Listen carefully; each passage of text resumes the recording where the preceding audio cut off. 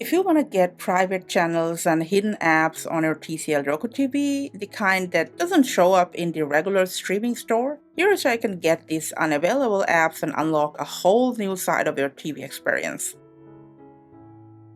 Alright, so for that, open any browser on your smartphone and simply search for my.roku.com. And then just open the official Roku website with the purple R logo.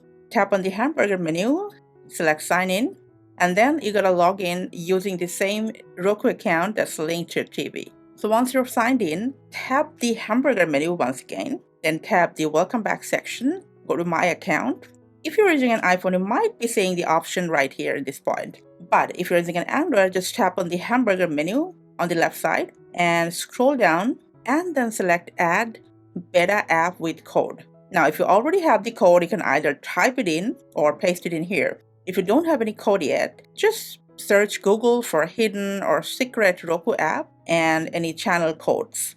When you find it, just copy the code, come back into this exact same section, paste it right here, and then just tap Add App.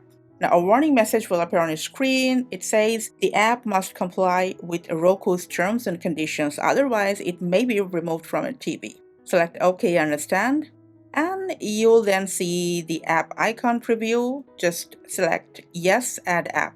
And that's it. You can add multiple hidden apps and channels using the same method. Now, once you're done, go back to your TV. These apps should appear at the end of your apps list, just like it appears right after installing any regular app. Now, in case if you don't see them right away, just go ahead and restart your TV to apply these changes, and then you'll easily find it in here. That's all for today. Thanks for your time.